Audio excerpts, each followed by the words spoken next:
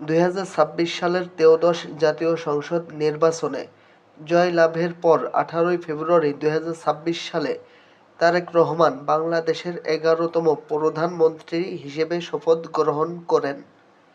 ক্ষমতা গ্রহণের পর তার নেওয়া বেশ কিছু ব্যতিক্রমী ও জনকল্যাণমুখী উদ্যোগ সাধারণ মানুষের মধ্যে ব্যাপক প্রশংসিত হয়েছে। প্রধানমন্ত্রী হওয়ার পর তারেক রহমানের ১০টি প্রশংসিত কাজ নিয়ে আজকের এই ভিডিও সাজানো হয়েছে। চলুন একে একে জেনে নিই প্রধানমন্ত্রী তারেক রহমানের ১০টি প্রশংসিত কাজগুলো কি কি। অফিসে কঠোর নিয়মানুবর্তিতা। দায়িত্ব নেওয়ার পর থেকে তারেক রহমান প্রতিদিন সকাল ৯টার আগেই তিনি সচিবালয়ে বা কার্যালয়ে উপস্থিত হচ্ছেন, যা সরকারি কর্মকর্তাদের কর্মতৎপরতা বাড়িয়ে দিয়েছে। প্রশাসনিক ব্যয় সংকোচন। সরকারের খরচ কমাতে বিভিন্ন অপ্রয়োজনীয় ব্যয় বন্ধ করা সাহসী ও কঠোর অবস্থান নিয়েছেন প্রধানমন্ত্রী তারেক রহমান। ইশতেহার বাস্তবায়ন।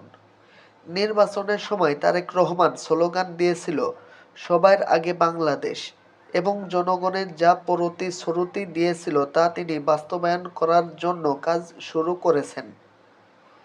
ব্যতিক্রমী শপথ অনুষ্ঠান।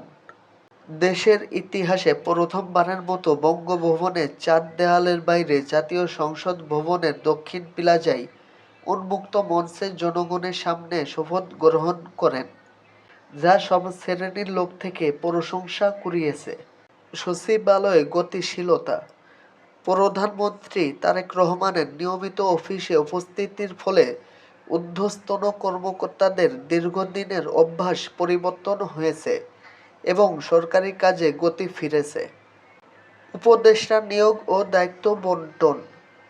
অভিজ্ঞ ব্যক্তিদের নিয়ে ১০ সদস্যের উপদেষ্টা পরিষদ গঠন করেছেন এবং তাদের মধ্যে সুনির্দিষ্ট দায়িত্ব বণ্টন করেছেন তারেক রহমান, যাতে অভিজ্ঞ ব্যক্তিদের থেকে প্রধানমন্ত্রী বিভিন্ন বিষয়ে পরামর্শ করতে পারেন।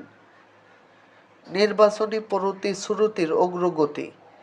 রাজনৈতিক বিশ্লেষকদের মতে তারেক রহমানের সাম্প্রতিক পদক্ষেপগুলো সাধারণ মানুষের মনে স্বস্তি ফিরিয়ে এনেছে। খোলা মঞ্চে ভাষণ। ক্ষমতা গ্রহণের পর থেকেই নিয়মিতভাবে সরাসরি জনগণের মুখোমুখি হয়ে কথা বলছেন প্রধানমন্ত্রী তারেক রহমান। ছুটির দিনেও কাজ।